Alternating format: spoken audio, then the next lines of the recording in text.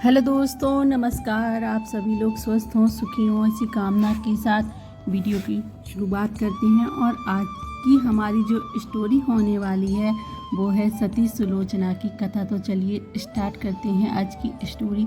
सुलोचना वासुकी नाम की पुत्री और लंका के राजा रावण के पुत्र मेघनाद की पत्नी थी।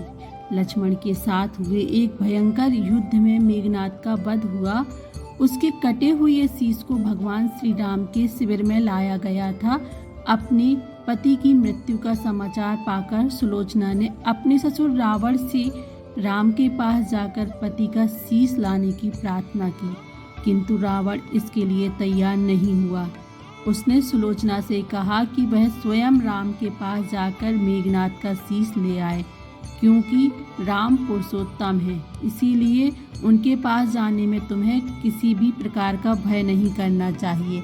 रावण के महापराक्रमी पुत्र इंद्रजीत मेघनाद का वध करने की प्रतिज्ञा लेकर लक्ष्मण जिस समय युद्ध भूमि में जाने के लिए प्रस्तुत हुए, तब राम उनसे कहते हैं, लक्ष्मण, रण में जाकर तुम अपनी वीरता और रण कौशल से रावण के पुत्र मेघनाद का वध कर दोगे, इसमें मुझे कोई संदेह नहीं है। परंतु एक बात का विशेष ध्यान रखना कि मेघनाद का मस्तक भूमि पर किसी भी प्रकार न गिरे, क्योंकि मेघनाद एक नारी व्रत का पालक है और उसकी पत्नी परम पतिव्रता है।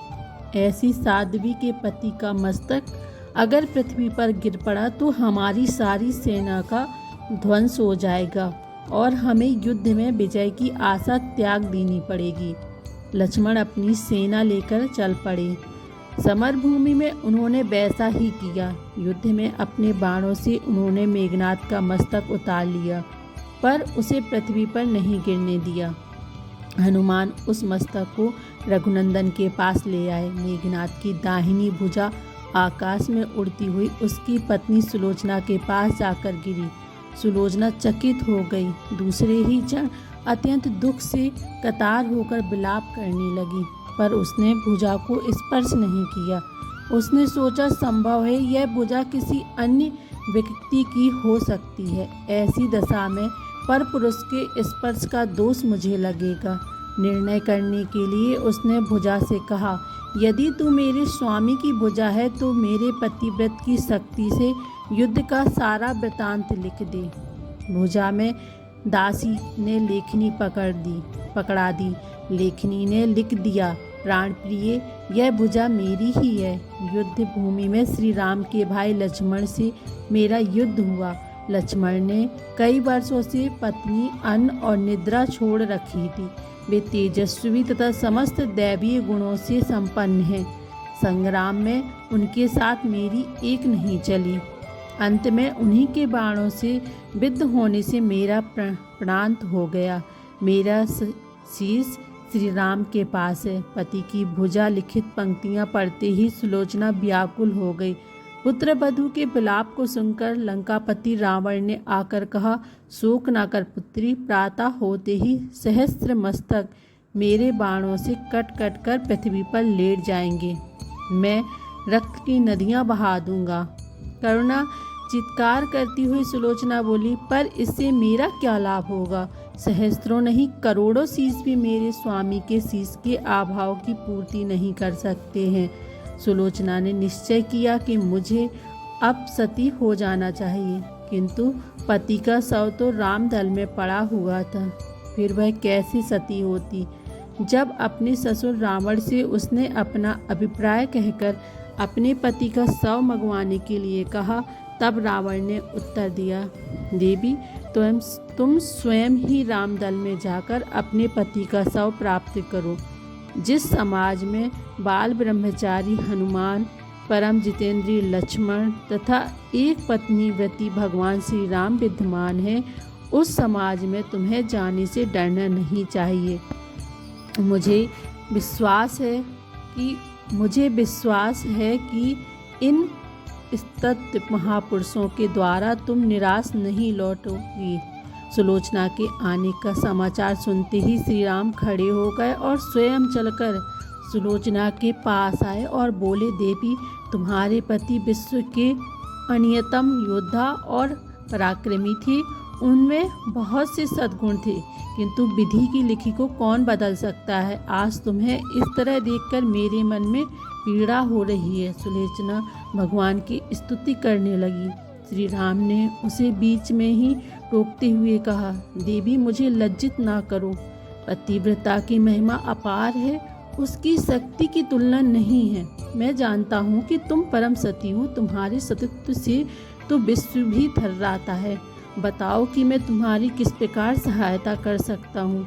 सुलोचना ने अश्रुपूरित नयनों से प्रभु की ओर देखा और बोली, राघवेंद्र, मैं सती होने के लिए, अपने पति का मस्तक लेने के लिए यहाँ पर आई हूँ। श्री राम ने शीघ्र ही ससम्मान मेघनाथ का शीश मंगवाया और सुलोचना को दे दिया।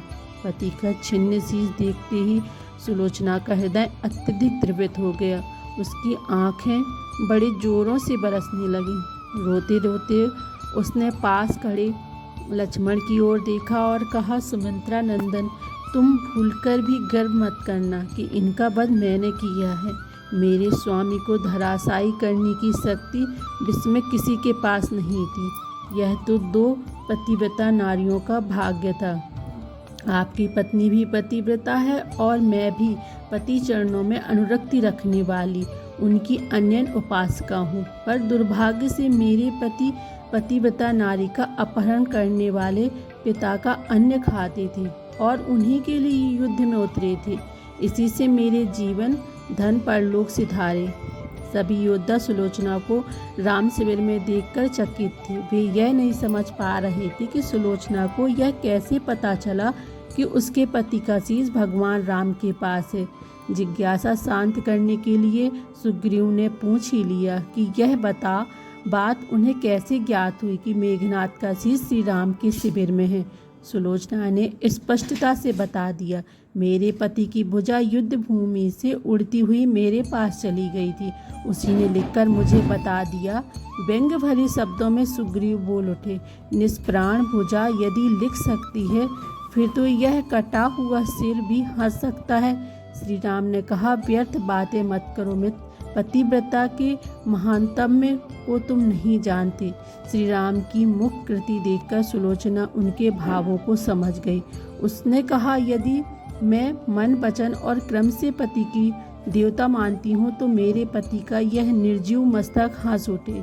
सुलोचना की बात पूरी ही नहीं हुई थी कि कटा हुआ मस्तक जोरों से हंसने लगा। यह देखकर सभी दंग रह गए। सभी ने पतिव्रता सुलोचना को प्रणाम किया।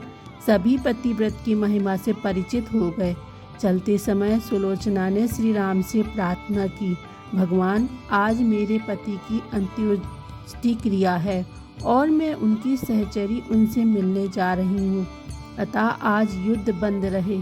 श्री राम ने सुलोचना की प्रार्थना स्वीकार कर ली। सुलोचना पति का सिर लेकर वापस लंका आ गई।